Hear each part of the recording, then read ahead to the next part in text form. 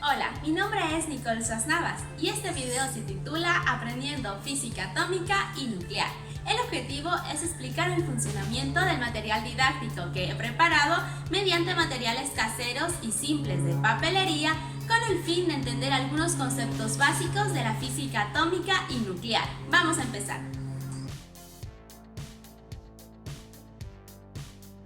El primer material didáctico es el siguiente. Está conformado por un palo de escoba del que hemos colgado con hilo nylon pequeñas bolitas de espuma flex y adicionalmente vamos a utilizar estas bolitas más grandes de espuma flex.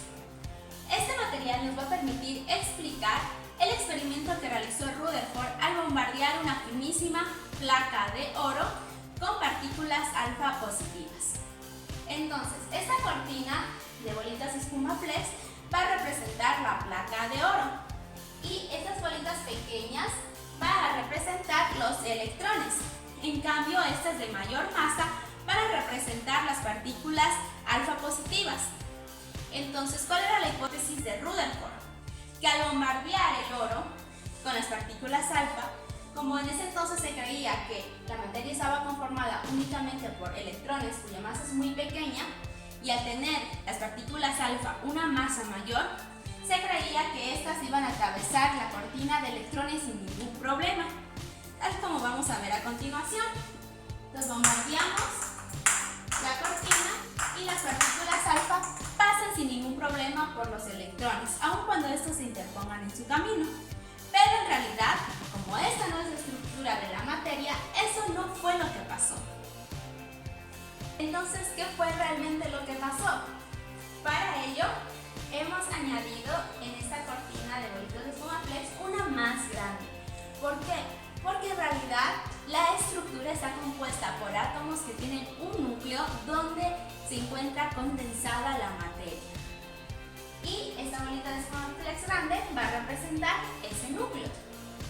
Entonces ahora las partículas alfa ya no van a pasar directamente al otro lado de la barrita de oro, sino que van a rebotar al chocarse con el núcleo. Algunas van a pasar, pero otras van a cambiar su dirección, como vamos a ver a continuación.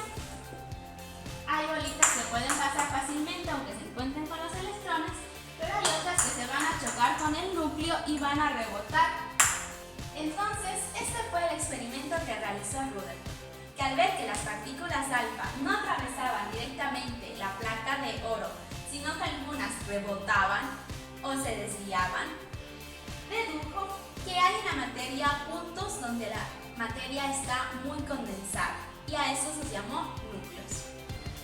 El segundo material didáctico es muy sencillo y no requiere de tanta explicación, ya que únicamente representa lo que pasó luego de que se descubriera el núcleo y los electrones, y es el modelo que propuso Thomson del átomo llamado pudín de pasas, donde vemos que los electrones están incrustados en el núcleo como un pudín de pasas, donde el núcleo tiene carga positiva y los electrones tienen carga negativa. El tercer material didáctico está conformado por una plancha de espuma flex en la que hemos delimitado una zona central circular con cartulina negra y alrededor hemos dibujado líneas negras circulares. Entonces, este material nos va a permitir explicar el modelo atómico de Bohr. Bohr indica que los electrones, representados por esta bolita de espuma flex amarilla, se encuentran en estados estacionarios de energía a diferentes distancias del núcleo. Entonces, las líneas negras que hemos dibujado son los niveles de energía y el electrón puede estar en cualquiera de estos niveles de energía. Adicionalmente, Bohr explicó los saltos cuánticos, pero antes de explicar esto vamos a ver qué es lo que se creía antes de Bohr. Antes de Bohr se creía que los electrones al girar alrededor del núcleo desprendían energía en forma de fotones o luz, pero esa teoría no tenía consistencia, porque los electrones irían perdiendo energía hasta pegarse con el núcleo, y eso no es lo que sucede en la realidad.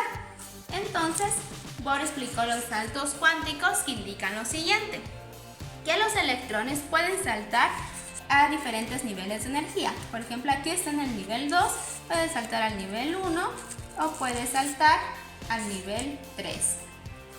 Además, él indicó que cuando el salto se da de un nivel de mayor energía a uno de menor energía, es cuando en realidad se produce un fotón, es decir, luz, y que va a tener una frecuencia correspondiente a la diferencia de la energía entre esos dos niveles. Entonces, al hacer este salto del nivel 3, por ejemplo, al nivel 2, al ser de uno de mayor energía a uno de menor energía, la energía se desprende en forma de un fotón cuya frecuencia es igual a la diferencia de energía entre estos dos niveles.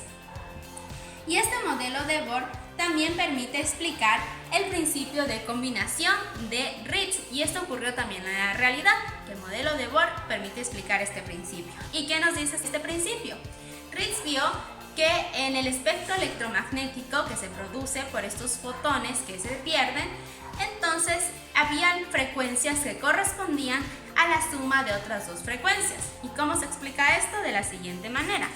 Vamos a imaginar que este electrón corresponde al nivel 1 de energía, pero se excitó y actualmente se encuentra en el nivel 3 de energía. Entonces, el electrón podría dar los siguientes saltos cuánticos. Primero del nivel 3 al nivel 2, que es este salto cuántico, y vamos a representarlo con una línea roja. Y va a producir un fotón cuya frecuencia va a corresponder a la diferencia de energía entre estos dos niveles. Pero este electrón puede dar un salto más del nivel 2 al nivel 1. Y este salto vamos a dibujarlo de color azul. Y de igual manera, la frecuencia del fotón producido en este nuevo salto va a ser diferente a la frecuencia del fotón producido en este salto, ya que va a corresponder a la diferencia ahora entre la energía del nivel 2 y la energía del nivel 1. Pero también existe otra posibilidad. Decíamos que el electrón está en el nivel 3 de energía. Entonces él puede dar un salto directo del nivel 3 al nivel 1, que vamos a graficar justamente morado. Puede dar este salto de energía. Y la frecuencia del fotón desprendido va a ser correspondiente a la diferencia entre la energía del nivel 3 y el nivel 1. Entonces, ¿cómo explica esto el principio de combinación de Ritz? Que la suma de las frecuencias de estos dos saltos va a ser igual a la frecuencia total de este salto directo del nivel 3 al nivel 1. Y así está explicado tanto el modelo atómico de Bohr como el principio de combinación de Ritz. Antes de pasar al cuarto material didáctico, vamos a hacer una referencia en el tercero, pues el modelo de Bohr podría tener una inconsistencia. Y es que Bohr nos habla de que los electrones pueden hacer saltos cuánticos en diferentes niveles de energía. Entonces podríamos decir que el electrón puede hacer incluso saltos a estos lugares donde no hemos dibujado una órbita en el modelo de Bohr. Y esto no es en realidad lo que sucede. Y vamos a explicar por qué el modelo de Bohr tiene órbitas definidas y no hay una aquí o aquí, es decir, donde están los espacios en blanco. Entonces, para explicar este número definido de órbitas del modelo de Bohr aparece Broglie. Y él habla del concepto de onda de la materia. Es decir, el electrón ya no se considera como una partícula, sino como una onda. Es decir, que su masa se encuentra distribuida alrededor del núcleo. Y esto permite explicar lo siguiente, que solo va a existir órbitas donde la onda se cierre sobre sí misma. Y para explicar eso, tenemos este material didáctico, que es cartón prensado, unido con velcro para poder abrirlo. Entonces tenemos aquí el nivel 1 y nos dice que solo va a haber un orbital o una órbita donde la onda se cierre sobre sí misma. Es decir, si la onda inicia aquí y nosotros seguimos el recorrido, la onda tiene que terminar en el mismo punto donde inició para que haya una continuidad. Esto explica que solo va a haber orbitales donde la circunferencia sea un múltiplo de la longitud de onda. Y por ejemplo, no va a haber un orbital menor a una longitud de onda. Es decir, si nosotros abrimos justo en este orbital va a entrar una longitud de onda. ¿Y qué pasaría si fuera más pequeño? Pasaría lo siguiente. Vemos que inicia aquí, pero termina más abajo. Por lo tanto, no hay continuidad. Y por eso tiene que ser justo la circunferencia, una longitud de onda. Y la segunda órbita, en cambio, va a ser 2 longitudes de onda. Y la tercera órbita va a ser 3 longitudes de onda. Y así sucesivamente. Esto indica que hay un número entero de órbitas, que tiene que ser la circunferencia de la órbita un múltiplo de la longitud de onda.